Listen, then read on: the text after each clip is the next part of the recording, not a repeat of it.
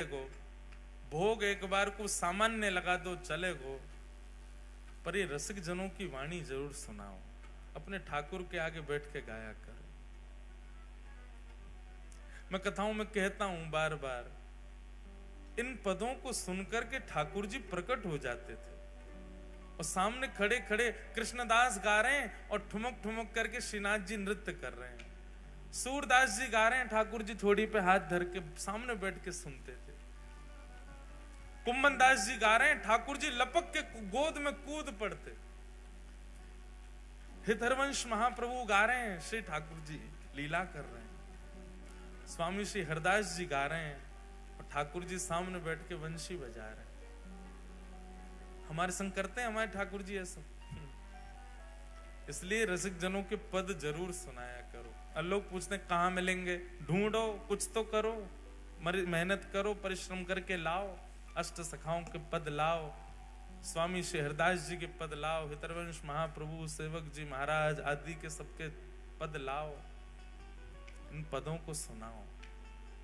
जयदेव महाप्रभु का गीत गोविंद सुनाओ। माधवदास जी जगन्नाथपुरी आ गए। माधवदास जी का एक नियम था, बहुत ध्यानपूर्वक सुनना। माधवदास जी जब जगन्नाथपुरी गए तो 3 दिन तक महाप्रभु जगन्नाथ जी को उन्होंने दर्शन नहीं किया। जगन्नाथपुरी पहुंचे, पहुंचते ही जगन्नाथ जी का श्री मंदिर देख करके रोने लगे और रोते रोते समुद्र के किनारे बैठ गए और जाकर के अपने आप को कोसते हुए रुदन करने लगे। किसी ने पूछा माधवदास जी ने दर्शन क्यों नहीं किया? बोले माधवदास जी अपने मन में विचार करने में 21 वर्ष का हो गया, अपने 21 वर्ष मैंने विषय भोग में व्यतीत कर दिए, जगन्नाथ जी की शरण में पहले क्यों नहीं आया? इस उदासी से बैठे हैं जगन्नाथ वहां समुद्र के तट पर जाके और अपने आप को दंड दे रहे हैं। ना कुछ पा रहे हैं, ना कुछ पी रहे हैं, ना कुछ पा रहे हैं, बस एक निष्ठ होकर रुदन करते जा रहे हैं और बार बार स्वयं को कोस रहे हैं। मैंने 21 वर्ष निकाल दिए। अरे तो भाई किसी ने कहा माधवदास जी को प्रसन्न हो जाना चाहिए, अब तो आ गए शरण में। बोले अब जीवन का कोई पता है क्या? मेरे जीवन के केवल इतने ही दिन हो, 21 वर्ष 6 दिन की मेरी आयु हो, तो इसका मतलब अब शेष 3 ही दिन रह पाऊंगा मैं ठाकुर जी की शरण में। 21 वर्ष तो मैंने विषय भोग में निकाल दिए। इस बात से परेशान होकर रोने लगे। अच्छा, माधवदास जी ने कोई 3 दिन का नियम नहीं लिया था। माधवदास जी तो मृत्यु पर्यंत अनशन पर बैठ गए समुद्र के तट पर जाके कि मैंने अपना जीवन व्यर्थ कर दिया, ठाकुर जी की शरण में पहले नहीं आया।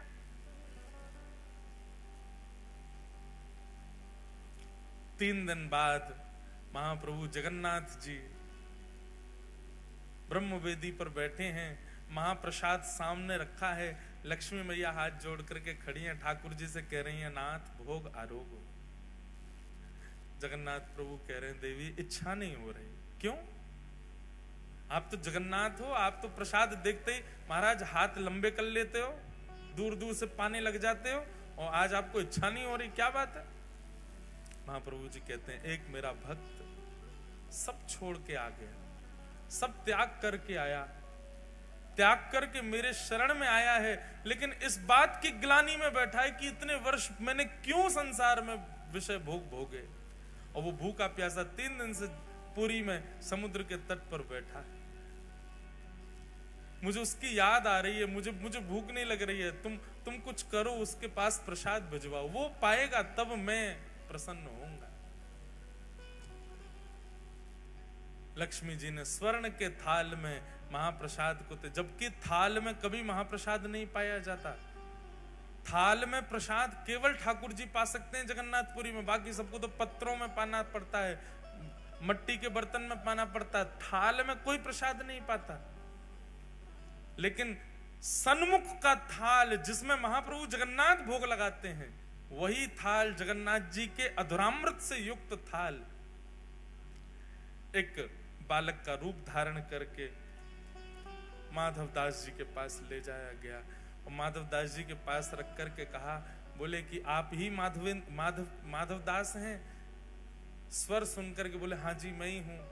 बोले श्री ठाकुर जी ने आपके लिए प्रसाद भेजा है मंदिर से, पा लीजिए।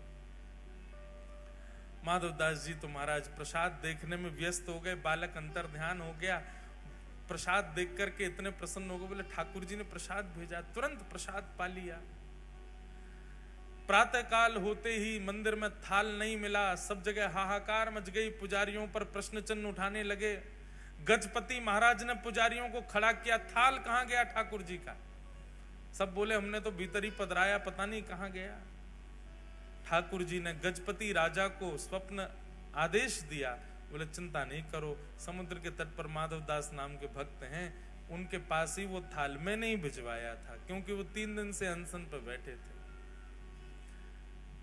ये खबर सुनते ही सब पुजारियों सहित गजपति राजा गए और समुद्र तट पर देखा माधवदास जी बैठे प्रसन्न मुद्रा में, स्वर्ण का थाल रखा है, प्रसाद पा चुके हैं। सबने जाके दंडवत किया और कहा महाराज आप दर्शन के लिए चलो।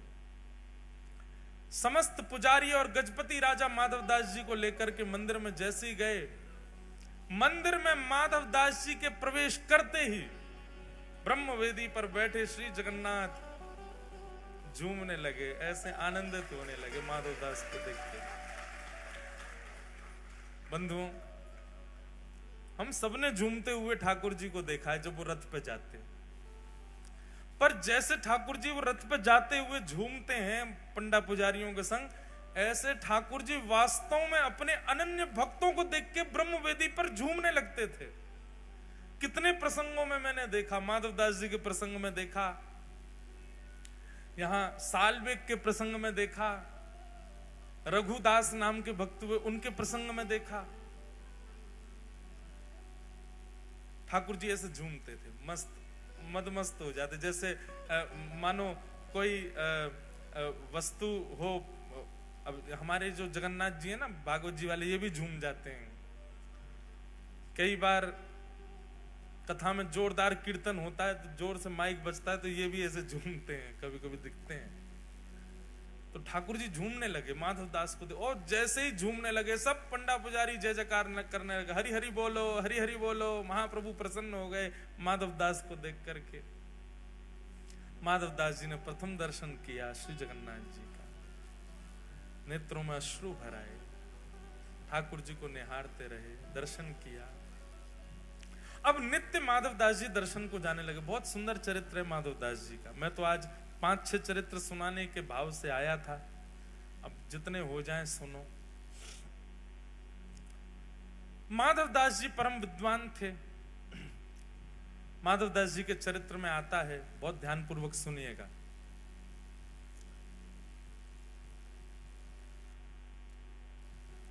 एक परम विद्वान पूरे भारत में घूमते घूमते सब जगह विद्वानों को परास्त करते हुए सब जगह से विजय पत्र लिखवा लेता था कि मैं जीत गया। काशी गया तो काशी में उसको किसी ने कहा, बोले सुनो, अगर तुमने जगन्नाथपुरी के माधवदास जी को हरा दिया तो हम मान जाएंगे कि तुम पूरे विश्व के विजेता, क्योंकि उनसे बड़ा विद्वान इस समय पृथ्वी पर कोई भी नहीं है। माधवदास जी को हरा के दिखा। ब्राह्मण देवता तुरंत जगन्नाथपुरी गए, जगन्नाथपुरी में ढूंढने लगे कहां है माधवदास। किसी ने बताया वो कुटिया है माधवदास की। पहुंच गए, माधवदास जी को जाके कहा, हम अपना परिचय दिया, अपने विजय पत्र दिखाने लगे दुनिया भर के, मैं यहां से जीत करके आया हूं। अब मुझे किसी ने कहा है आपको हरा दूंगा तो मैं विश्व विजेता माना जाऊंगा। माधवदास जी बोले ये सब हमको करने की इच्छा नहीं, हम विद्वान इसलिए नहीं बने कि सबको अपनी विद्वत्ता का प्रमाण दें। अच्छा एक बात है, वैष्णव, बहुत ध्यानपूर्वक सुनिएगा, वैष्णव यदि गुणवान होगा तो अपने गुण को छुपाएगा। जो गुण प्रकाशित करता हो समझना उसकी भक्ति अभी कमजोर है। बहुत ध्यानपूर्वक सुनिए, जो ठाकुर जी का स्वीकारी किया गया वैष्णव होगा, वो अपनी कला को, अपने गुण को, अपने स्वरूप को, अपनी श्रेष्ठताओं को छुपाएगा। ये तो संसारी व्यक्ति का लक्षण होता है कि बात बात पर दिखाना कि मुझ पर धन कितना, बात बात पर बताना कि मुझ में गुण कितने, बात बात पर प्रकाशित करना कि मुझ में कलाएं कितनी। ये भक्त का स्वरूप थोड़ी होता है। भक्त तो गोपनीय रखता है अपने अपने स्वभाव स्वरूप और अपनी योग्यताओं को। इसलिए हमारी प्रार्थना विशेष रूप से उन लोगों से जो ऊर्ध्वपुंड धारण करते हैं और गले में कंठी पहनते हैं। आप वैष्णव चिन्ह अंकित हो गए हो, अब तो गोपनीय हो जाओ। क्योंकि आप जब मुझसे कक्ष में मिलने आओगे तो नहीं कहूंगा, मैं ये बात मंच से ही कह सकता हूं कि आपको अपना गुण नहीं बताना चाहिए, अपना स्वरूप प्रकाशित मत करो कि आप कितने योग्य हो। वैष्णव का इस स्वरूप नहीं होता। वृंदावन में एक संत रहते थे, बहुत ध्यानपूर्वक सुनना। उन संत की महिमा इतनी थी कि महाराज चित्रकूट तक उनका प्रकाश हो गया। चित्रकूट के एक संत ने सुना कि वृंदावन में एक बड़े अच्छे संत हैं, वो ऐसे हैं ऐसे हैं ऐसे हैं, सब उनका भाव सुना। तो चित्रकूट के उन महाराज जी की इच्छा हुई कि मैं भी जाऊं वृंदावन, जाके उन संत का दर्शन करूं। कहां रहते हैं? बोले केसी घाट पर विराजते हैं। तो चित्रकूट के महाराज जी वृंदावन आए। बहुत ध्यानपूर्वक सुनो सब लोग, इधर देखो वैष्णव कैसा होता है। फोन तो थे नहीं कि उस पर फोटो मंगा लिया हो कि संत का फोटो भेज दो या उनकी वीडियो भेज दो, कुछ था नहीं। पहुंच गए वृंदावन। अब पूछते पूछते जा रहे हैं, ये फलाने संत कहाँ रहते हैं? बोले वहां चले जाओ, परिक्रमा मार्ग में केसी घाट पर रहते हैं। केसी घाट के समीप पहुंचे ही थे चित्रकूट वाले महाराज जी। उन्होंने जाकर के फिर पूछा किसी से, बोले भैया ये अमुक नाम के संत कहाँ हैं, मुझे उनके दर्शन करने। तो जिस व्यक्ति से पूछा वो बोले अच्छा उनके दर्शन करने हैं क्या? बोले हाँ, मैं भी अभी जा रहा हूं उन्हीं के दर्शन करने के लिए, आप मेरे संगी चल देना। बोले हाँ भैया ये बढ़िया है, बार बार कहां ढूंढेंगे, आपसे ही पूछ लेंगे। अभी आप एक काम कीजिए, मैंने प्रसाद बनाया है ठाकुर जी का, आप पा लीजिए। कहां से आए आप? बोले चित्रकूट से आए भैया। ओहो चित्रकूट से आए, हमारे ठाकुर जी का प्रसाद पा लो। बैठा दिया, बैठा के उनको प्रसाद पवाया।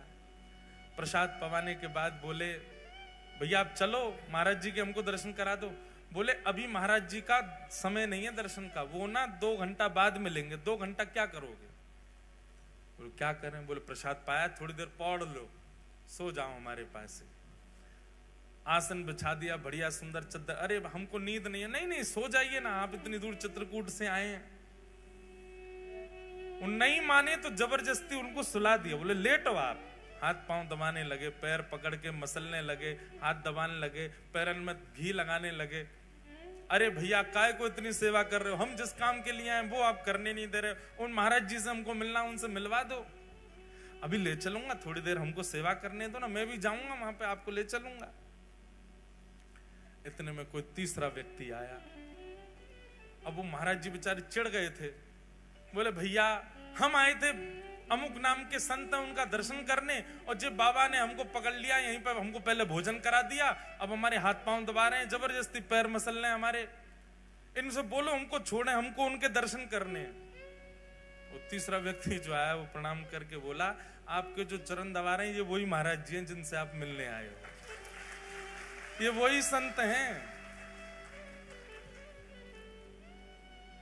चित्रकूट से आए हुए संत जो थे उनके नेत्र सजल हो गए। बोले मैंने जो सुना था ना, मुझे लगता था कि मैं देखूंगा तो उनका भाव अनुभव करने का प्रयास करूंगा, पर मुझे पता ही नहीं, मैं पिछले 2 घंटे से उन्हीं के भाव देख रहा था। यही है असली ये 2 प्रकार के वैष्णव, एक वो जिसने ठाकुर जी को पकड़ रखा है और एक वो जाकू ठाकुर जी ने पकड़ रखा है। जिसने ठाकुर जी को पकड़ रखा है ना, वो हम सब हैं।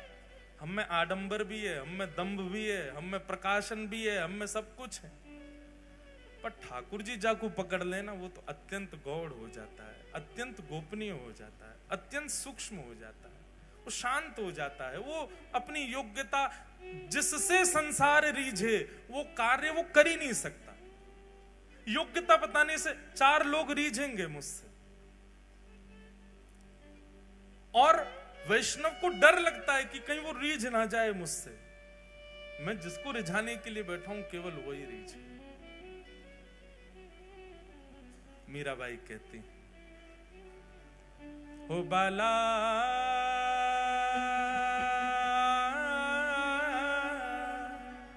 मैं बैरागन हूंगी मैं बैरागन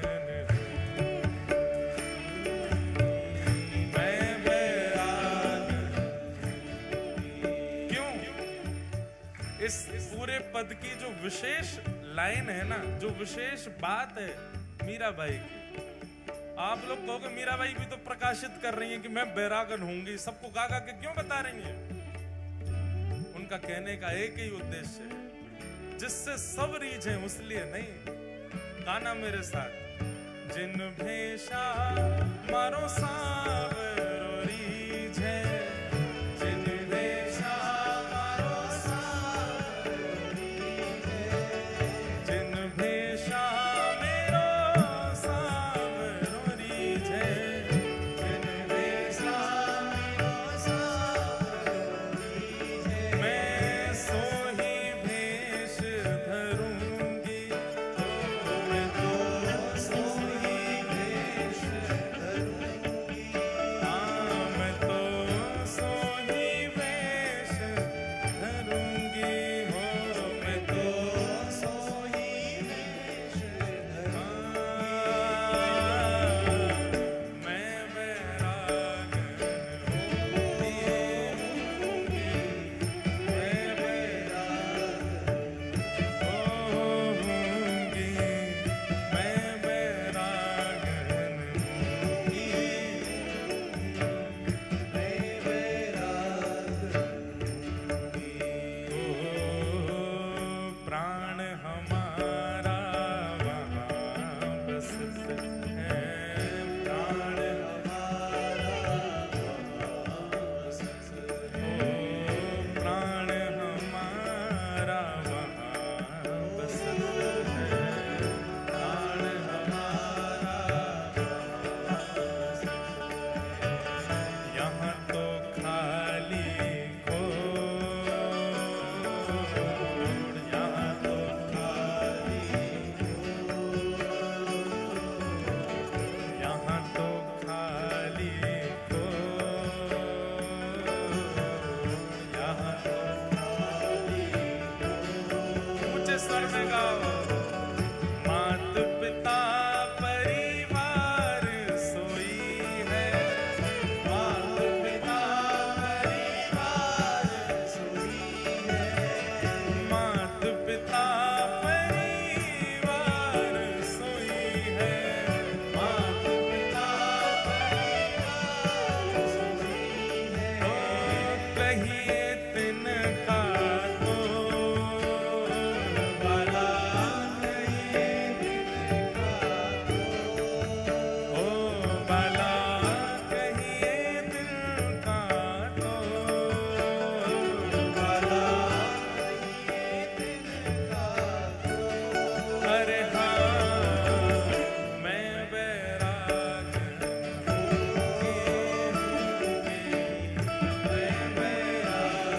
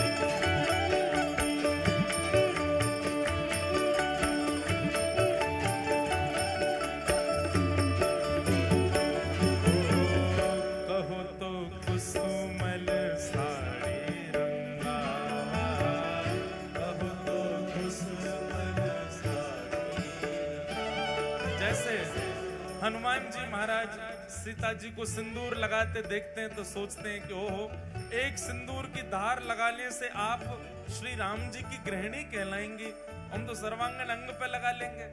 ऐसे मीराबाई भी साधुओं से संतों से पूछती हैं, आप गेरुआ वस्त्र क्यों पहनते हैं? बोले इससे ये पहचान होती है कि हम ठाकुर जी के हैं। मीराबाई महाराज वही पहन के आ जाती हैं। बोले जिससे ये पता लगे कि मैं श्याम सुंदर क्यों, मैं तो वो पहनूंगी। कहो तो कुसुमल साड़ी रंगावा, कहो तो कुसुमल साड़ी रंगावा, कहो तो भगवा भे, कहो तो भगवा भे, कहो तो मोतियन मांग भरावा, कहो तो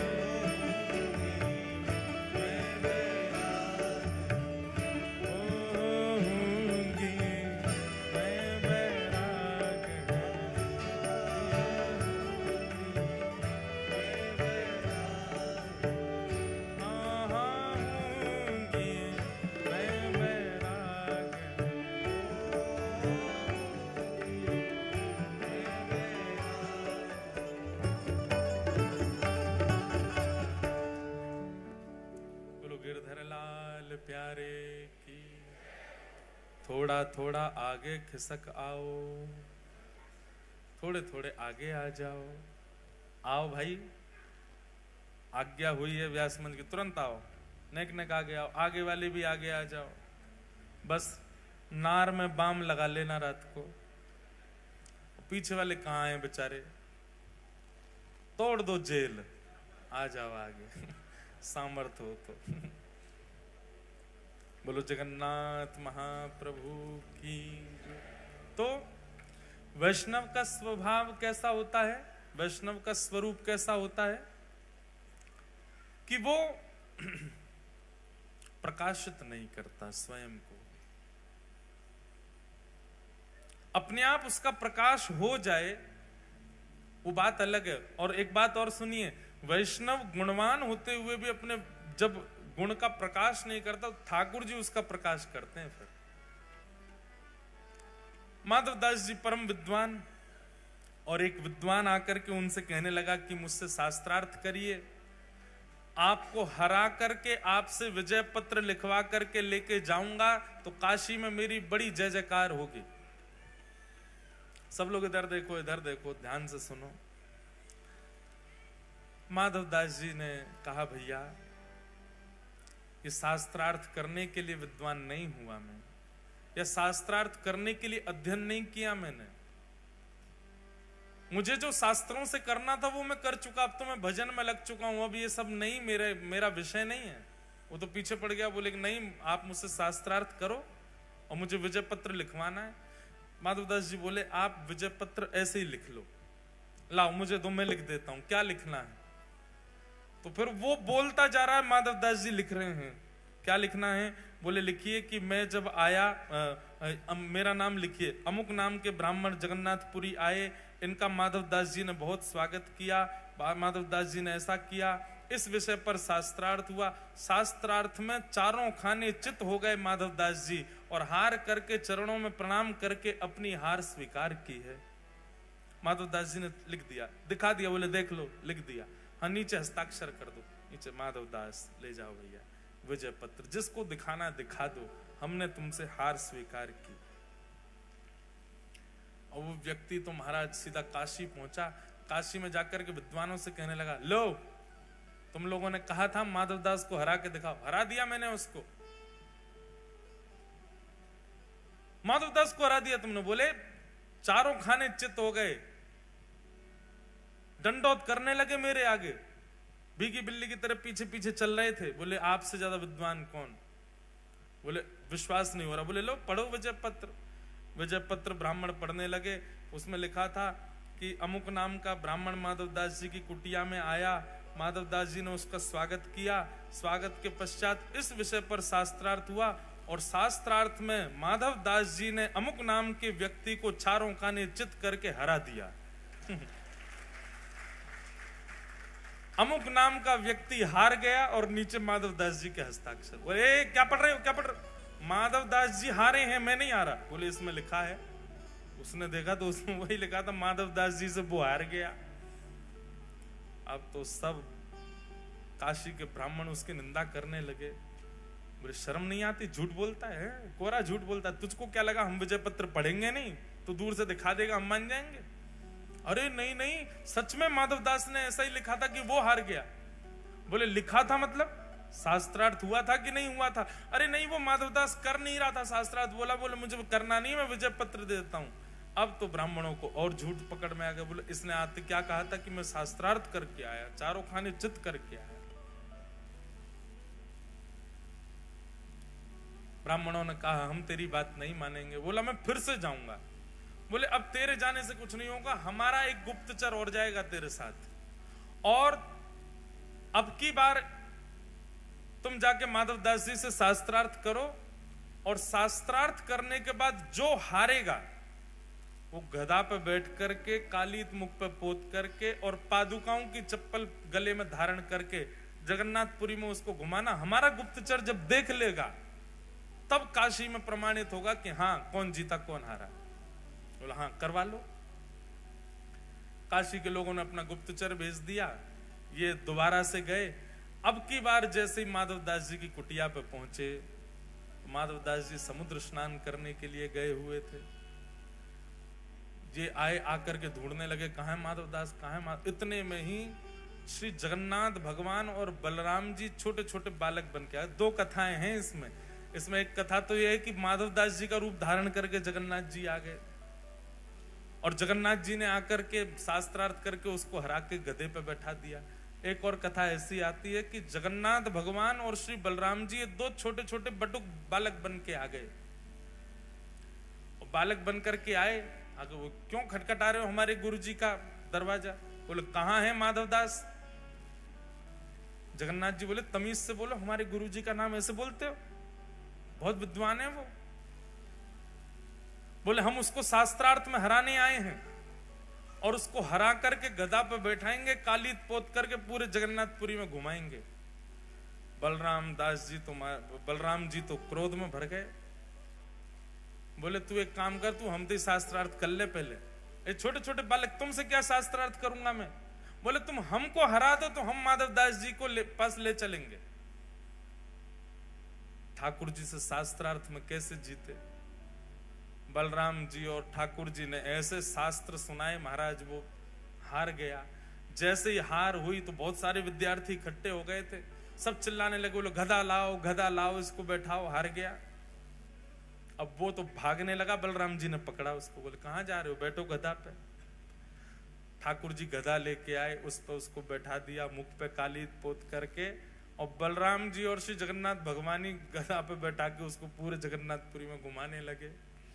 गुप्तचर ने दूर से देख लिया। अब वो ब्राह्मण मुंह छुपाए, बोले इसको नहीं दिख जाऊं मैं, काशी में हल्ला करेगा। उसने तो देख ही लिया। इतने में ही माधवदास जी आए। माधवदास जी जैसे ही आए, माधवदास जी ने देखा बड़ी भीड़ बालकों की घूम रही है और ये गधा पे कौन बैठा है। आगे जाकर के देखा तो वही ब्राह्मण था जो विजय पत्र लिखवा के ले गया था। माधवदास जी ने जैसे ही देखा तो नीचे देखा तो गधा के गले में रस्सी बांध के दो बालक, श्याम और गौर वर्ण के दो बालक घूम रहे हैं। माधवदास जी तो देखते ही समझ गए तो जगन्नाथ जी। जाकर के माधवदास जी बोले जय जय, क्या कर रहे हो? जगन्नाथ भगवान तो गधा वधा छोड़ के भाज गए वहां से, बलराम जी भी भाज गए। उसको ब्राह्मण को छोड़ दिया वहीं पे। माधवदास जी गए, उतारा उसको। अरे भैया ये आप क्या अपने गमछा से उसका मुख पहुंचा, ये गधा पे क्यों घूम रहे थे आप? बोले भैया मुझे क्षमा कर दो, मैं तुमसे शास्त्रार्थ नहीं, तुम्हारे बच्चों ने हरा दिया मुझे, तुम्हारे विद्यार्थियों ने हरा दिया, मैं तुमसे क्या शास्त्रार्थ करूं? बहुत उदास हो गया था वो व्यक्ति, वो ब्राह्मण। माधवदास जी ने हृदय से लगाया, बोले अब अपनी उदासी छोड़ो और मैं तुमको एक रहस्य बताने वाला हूं, वो ध्यान से सुनो। बोले क्या? बोले जो बालक इतनी देर से तुम्हारे सामने बैठ के शास्त्र सुना रहे थे वो कोई बालक नहीं थे, साक्षात जगन्नाथ जी थे, साक्षात श्री बलभद्र जी थे। अरे भैया तुम्हारी विद्वत्ता रंग लाई, तुम्हारा बार बार जगन्नाथपुरी आना इतना भा गया ठाकुर जी को कि ठाकुर जी बालक का रूप धारण करके तुम्हारे सामने आ गए और तुमको दर्शन देके गए। जगन्नाथ जी का अनुयायी बना दिया उस विद्वान को। उसकी विद्वत्ता का मूल सार्थकता क्या होनी चाहिए विद्वत्ता की? श्री ठाकुर जी के चरणारविंद, वो दिला दिए उसको। ऐसे श्री माधवदास। तो हम प्रसंग ये लेके बैठे थे कि श्री जगन्नाथ भगवान बीमार क्यों होते हैं? जगन्नाथ भगवान इतने महाप्रभु हैं और भगवान को बीमारी होना, ये माधवदास जी के चरित्र में ही आता है कि श्री माधवदास जी को अतिसार का, पेट का एक रोग हो गया, जिसके कारण उनको बार बार शौच जाना पड़ता था। माधवदास जी मंदिर भी नहीं जा पा रहे थे, कोई सेवक भी नहीं था पास में, और स्वयं उठने की स्थिति में नहीं थे। इतने बीमार हो गए माधवदास जी कि बस पड़े पड़े बिस्तर पर ही मलमूत्र का त्याग कर रहे थे।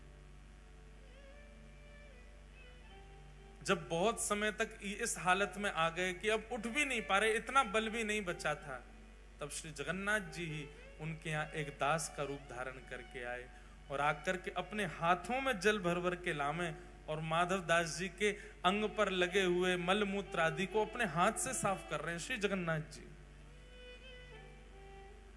माधवदास जी के नेत्र खुले, नेत्र खोल करके देखा तो श्याम वर्ण का एक बालक सेवा का। माधवदास जी से कहां बचने वाले ठाकुर जी? उनको सुगंधी आ गई, चंदन की सुगंधी आ गई, कपूर की सुगंधी आ गई, कस्तूरी की, केसर की। ठाकुर जी के श्री अंग से विविध विविध सुगंधियां आती हैं। एक संत जन बता रहे, कभी ठाकुर जी यदि समीप आ गए तो उनकी सुगंधी से पहचाना जा सकता है। ठाकुर जी समीप से आएंगे तो कुछ अलग अलग सुगंधी आएंगी, जैसे कि श्री अंग की सुगंधी चंदन की भांति होगी। ठाकुर जी समीप आएंगे तो कस्तूरी की, अगर शीतकाल में ठाकुर जी मिलेंगे तो कस्तूरी की सुगंधी आएगी, ग्रीष्म काल में मिलेंगे तो चंदन की सुगंधी आएगी। ठाकुर जी यदि वर्षा आदि के मौसम में कभी सामान्य रूप से मिल जाएंगे तो केसर कपूर की मिश्रित सुगंध आएगी श्री ठाकुर जी में से। ठाकुर जी जब समीप आएंगे, चाहे छद्म भेष में ही आ जाएं, उस समय का जो वातावरण होगा ना, आपके मन की स्थिति सर्वगुण योग्य हो जाएगी। जो विचलनता है, जो व्याकुलता है, जो असमंजसता है, ये सब एक प्रकार से समाप्त हो जाएंगी। ठाकुर जी जब समीप आएंगे तो वातावरण इतना अनुकूल हो जाएगा कि मानो निद्रा जैसी आ गई हो, कोई सुला दे बस। आलस्य नहीं, अत्यंत शांति और सुख का अनुभव होगा ठाकुर जी समीप आ गए तो। ऐसे अनेक अनेक भाव हैं। माधव दास जी तो पहचान गए, बोले कि ये कोई बालक नहीं है, साक्षात जगन्नाथ है। हाथ पकड़ लिया, क्या कर रहे हो ठाकुर जी आप? मेरे मलमूत्र को क्यों धो रहे हो? मुझ पर पाप क्यों चढ़ा रहे हो? भगवान कहते हैं, माधव, जब वैष्णव मेरे लिए परिवार का त्याग कर सकता है, वैष्णव मेरे लिए अपने पुत्र का त्याग कर सकता है, वैष्णव अपने लिए, मेरे लिए अपनी सब सुख समृद्धियों का त्याग कर देता है, विषय भोगों का त्याग कर देता है, अपनी युवावस्था का त्याग कर देता है, यौवन का त्याग कर देता है, तो मैं अपने वैष्णव के लिए भगवत बुद्धि का त्याग नहीं कर सकता? वास्तव में जो वैष्णव मेरे लिए इतना त्याग करता है, वो फिर अपनी सेवा या अपनी क्रिया स्वयं थोड़ी करता है, मैं ही सेवा करता हूं, मैं ही क्रिया करवाता हूं। तुमने इतना त्याग किया, मैं तुम्हारे लिए इतना नहीं करूं? माधवदास जी बोले, तो फिर नाथ मेरे मेरे मेरे रोग को दूर कर दो। बोले, रोग तो तेरा प्रारब्ध है, वो तुझे भोगना पड़ेगा, और तू अगर नहीं भोगेगा तुझे जन्म लेने के लिए दोबारा आना पड़ेगा। माधवदास जी बोले, मुझसे ये रोग अब सहा नहीं जा रहा नाथ, कितने दिन का रोग और है? बोले, भगवान बोले, भी 15 दिन का और है, इसको और भोग लो। ठीक है नाथ, प्रयास करूंगा। लेकिन जगन्नाथ भगवान जैसे ही उसके भवन से निकले, मन में विचार करने लगे, ठाकुर जी ये विचारों मेरे दर्शन नहीं कर पा रहा, इतना कष्ट में है, पतला दुबला सा बेचारा माधवदास, मैं इसके पास जाता हूं तो इसको और कष्ट होता है, और कोई इसकी सेवा में है नहीं है, कष्ट इतना ज्यादा अभी तक भोग चुका है कि 15 दिन में हो सकता है प्राण भी निकल जाए। तभी क्या होता है, शाम का समय हुआ और अचानक से माधवदास जी स्वस्थ हो गए, उनकी सारी पीड़ा दूर हो गई, सारा रोग निवृत्त हो गया, बिल्कुल मानो जैसे कुछ हुआ ही ना हो, ऐसे परम प्रसन्न श्री माधवदास जी हो गए। बोले, ओहो, निश्चित ठाकुर जी आए थे, ठाकुर जी का स्पर्श होने से मेरा रोग ठीक हो गया। माधवदास जी स्नान आदि करके तैयार होकर के सीधे भागे सबसे पहले मंदिर। जैसे ही मंदिर पहुंचे, मंदिर के अंदर प्रवेश करते ही देखा तो पुजारी रोक रहे थे, रो रहे थे, नेत्रों से आंसू गिर रहे। माधवदास जी बोले, क्या हो गया? बोले, ठाकुर जी को बुखार चढ़ गया है। श्री माधवदास जी का शेष रह गया 15 दिन का जो रोग था, 15 दिन का जो श्रम था, श्री जगन्नाथ जी ने अपने ऊपर ले लिया, और स्वयं उसको, क्योंकि प्रारब्ध का है, उसको भोगना तो पड़ेगा ठाकुर जी ने। और आज तक ठाकुर जी उसको धारण करते हैं। साल में एक बार माधवदास जी की स्मृति में भगवान श्री जगन्नाथ पीड़ा में जाते हैं। है कोई इतना दयालु? है कोई इतना कृपालु संसार में? अरे, लोग बोलते भले ही हैं कि आपका ये रोग मुझे लग जाए, आपकी ये पीड़ा मेरे जीवन में आ जाए, लोग ऐसा व्यवहार में बोलते जरूर हैं, पर इसको पालन करने वाले तो संसार में केवल जगन्नाथ जी, उन्होंने करके दिखाया। नहीं तो महाराज कोविड में दिख गया था, पति ने पत्नी बंद कर दी कमरा में, यहीं रहे, नीचे तो ही दवाई दे रहा है, भीतर पा लेना, व्हाट्सएप कर रहा है, स्टीम ले लेना। तुमने तो 7 जन्म 7 निभाने का कहा था। अरे पगली, बच्चों को कौन संभालेगा? मैं भी बीमार हो गया तो।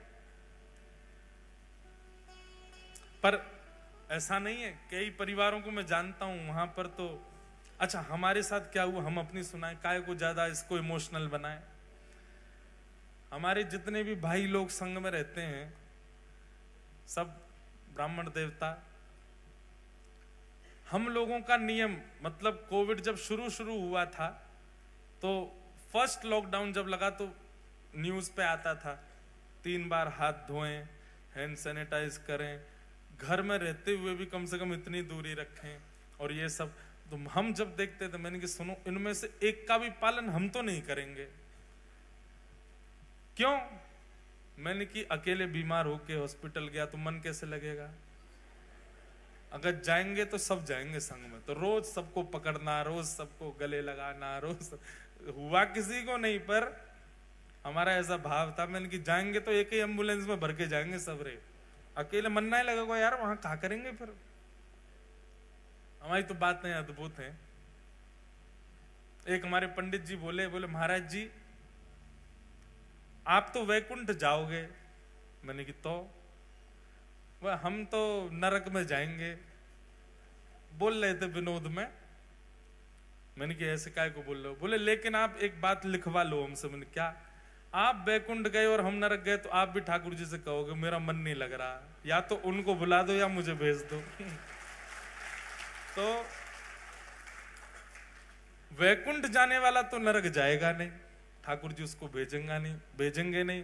तो मैंने कहा तो बोले अंत तो गत्वा, हमको ही नरक से बुलवाया जाएगा स्पेशल विमान से, उनको बुलवाओ। क्यों? बोले उनका मन नहीं लग रहा वहां पे। मैंने कहा अब ये तो विनोद की बात है, सब भैया कथा सुनवे वाले, कथा कहवे वाले, नित्य उर्द पुंड लगाने वाले, श्री लाल जी की नित्य सेवा करवे वाले, जे बैकुंठ भी नहीं जाएंगे, जे महाराज प्राण निकाल के पुनः वृंदावन में ही जन्म ले लेंगे, फिर से वृंदावन में आ जाएंगे। ये बात सत्य है। जितने भी भगवत भजन कर, और सुनिए, पुण्य की कामना से भजन करने वालों के लिए वैकुंठ होगा, पर प्रेम लक्षणा भक्ति के उपासक जो हैं, प्रेम लक्षणा भक्ति से जो ठाकुर जी को भजन करते हैं, जो प्रेम से ठाकुर जी की सेवा करते हैं, ठाकुर जी को भजते हैं, जिनकी कोई कामना नहीं ठाकुर जी से, नित्य सुबह शाम भजनताई गौर राधे श्याम, जपो हरे कृष्णा हरे राम, नित्य उर्दपुंड लगाते हैं, कंठी माला पहनते हैं, एकादशी निष्ठा करते हैं, जो प्रेम लक्षणा भक्ति के उपासक हैं, जे मृत्यु के बाद वैकुंठ भी नहीं जाते, जे तो पुनः धाम में ही प्रकट हो जाते हैं, पुनः धाम में ही इनका जन्म होता है। आन मेलो परिवार आपनो, सखी समाज में लायो, भाग्य बड़ो वृंदावन पायो, भाग्य बड़ो वृंदावन पायो, भाग्य बड़ो वृंदावन पायो, भाग्य बड़ो वृंदावन पायो। तो ठाकुर जी ने वो रोग ले लिया। माधवदास जी खूब रोए ठाकुर जी के सामने, पर भगवान बोले ये मेरे प्रेम का प्रतीक है, ये मेरे प्रेम का उपहार है माधव तुम्हारे लिए, कि अब मैं सदा तुम्हारे इस रोग को धारण करके रखूंगा। और 15 दिन बाद जब श्री महाप्रभु जी स्वस्थ हो गए, उसके बाद फिर ठाकुर जी रथ में आरूढ़ हो करके नाचते गाते भय माधवदास जी के संग में समस्त वैष्णवों के संग गुंडीचा यात्रा के लिए गए। 7 दिन ठाकुर जी गुंडीचा में विराज करके लौट करके आए। माधवदास जी के मन में आया कि ठाकुर जी अब मैं आपके तो दर्शन करता हूं, आपके पास तो नित्य आता हूं, मेरी इच्छा है कि मैं एक बार वृंदावन दर्शन करके आऊं। माधवदास जी ने जैसे ही कहा मैं वृंदावन दर्शन करके आऊं, ब्रह्मवेदी पर बैठे हुए महाप्रभु जगन्नाथ जी, उनका मुखमंडल उतर गया, शुष्क पड़ गए ठाकुर जी। महाप्रभु जी बोले कहा भयो जय जय, ऐसे काय को है गए आप? ठाकुर जी बोले माधव मेरो मन कैसे लगेगा जगन्नाथपुरी में? जैसे सब वैष्णवों का मन मेरे को देख करके लगता है, ऐसे मेरा मन तुमको देख के लगता है। जब तक तुम नहीं आते हो दर्शन करने के लिए मैं उतावला रहता हूं, और तुम वृंदावन चले जाओगे तो फिर मेरा मन कैसे लगेगा? वैसे बंधुओं महाप्रभु जी नित्य वृंदावन जाते हैं। ये आप पीछे जो दर्शन कर रहे हैं ना श्री जगन्नाथ जी का, ये बड़ श्रृंगार का दर्शन है। कौन सा श्रृंगार? बड़ श्रृंगार। ये बड़ श्रृंगार कब होता है ठाकुर जी का? शयन में। एकमात्र ऐसे ठाकुर हैं पूरे भारत में जो रात में मालाएं पहनते हैं। पूरे दिना तो पहनते ही हैं, पूरे दिना श्रृंगार होता है, पर रात्रि में विशेष श्रृंगार होता है श्री महाप्रभु जी का, बड़ श्रृंगार। और ये बड़े श्रृंगार का कारण, श्रृंगार क्यों करता है व्यक्ति? कहीं जाना हो तो श्रृंगार करता है। रात में सोने में कोई श्रृंगार करता है? सोने से पहले पतिदेव बाल काट रहे हों, परफ्यूम लगा रहे हों, मुख पे जो है गोरे होने वाली क्रीम लगा रहे हों, ये कहां दिखता है? कभी नहीं होता। सुबह सुबह व्यक्ति शेविंग करे, श्रृंगार करे, समझ में आता। नए कपड़े रात में 3 पीस निकाल करके लेटते समय ये सब करे तो अजीब नहीं लगे? महाप्रभु जी पूरे दिन श्रृंगार करते, तो रात में विशेष श्रृंगार होता है। आपको पता है रात्रि में श्री जगन्नाथ जी को जो यहां लड़ लगाई जाती है ना पुष्पों की, नेत्रों के ऊपर, पलक के भाव से लगाई जाती है। ये केवल रात में ही धारण होती है ठाकुर जी को, दिन भर नहीं होती। एक अधर चुंबित माला होगी, अधर को स्पर्श करती भाई माला, वो इधर धारण करते हैं, यहाँ अधर चुंबित माला होती है। और पूरे दिना तो ठाकुर जी ऐसे दिखेंगे, हाथ नहीं दिखते, पर रात्रि के पुष्प श्रृंगार में ठाकुर जी की उंगली बनाई जाती है। ये जो ऐसे है ये ठाकुर जी की उंगलियां हैं, ठाकुर जी के हस्तकमल बनाए जाते हैं बड़ श्रृंगार में। क्यों?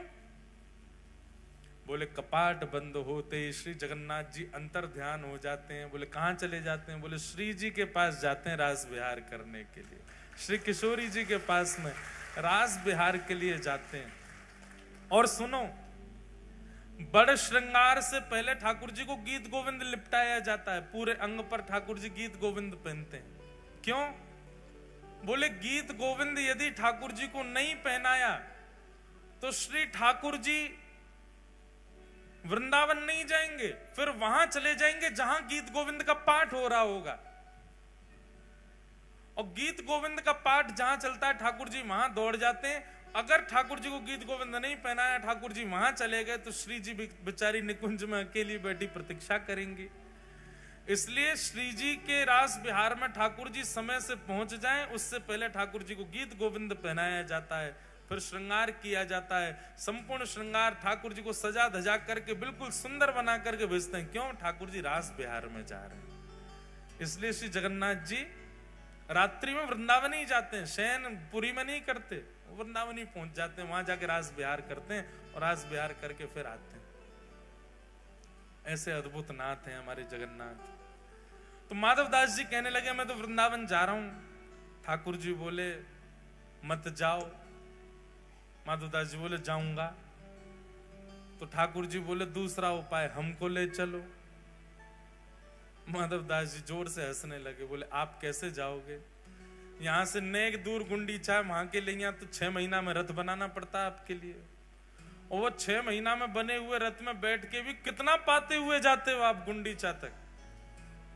बोले आप श्री मंदिर से नीचे तक उतर के जाते हो, बीच में 2 बार रसगुल्ला का भोग लग जाता आपको, इतनी तो भूख लग जाती है आपको। जैसे व्यक्ति टहलने जाए 6, 7, 8 किलोमीटर 500, 600 कैलोरीज बर्न करके आए तब तो भूख लगे। हमारे ठाकुर जी कैसे पता है? अगर आपने श्री ठाकुर जी का नाथ द्वार की पद्धति में, पुष्टि मार्ग पद्धति में ठाकुर जी को उठा करके गोद में विराजमान करके पोशाक पहना के मुकुट धरा के माला धराई, इतने में ही ठाकुर जी इतने थक जाते हैं कि रोने लगते हैं। यशोदा मैया के का है गो? बोले मैया तेने मुंह को बहुत श्रमित कर दियो। क्यों? और तेने नभाते समय जोड़ते हाथ मीट दिए, तेने मुंह को गोद में उठा के यहां ते वहां कर दियो, तेने मेरी धोती बदल के दूसरी पहना दी, इतने मैया मैं तो थक गयो, हार गयो। तो यशोदा मैया श्रम भोग लेके आती है ठाकुर जी। कौन सा भोग? ये श्रम भोग आता है। बताओ, इतने में तो श्रमित हो जाते हैं ये, थक गए बेचारे, अब खवाओ इनको कछु। बोले आप ये श्री मंदिर से गुंडीचा अगर कोई व्यक्ति पैदल भी जाए तो 20-25 मिनट लगेगा उसको पहुंचना, इतना ही लगता है। जगन्नाथ महाप्रभु को गुंडीचा जाने में बीच में 6 बार 7 बार 10 बार भोग लगता है, इतना पा लेते हैं। बोले यहां तक तो आप 10 बार पाते हो, वृंदावन तक तो आप पूरे भारत का अन्न पालोगे। जय जय, यहीं विराजो, हम होके आते हैं। और माधव दास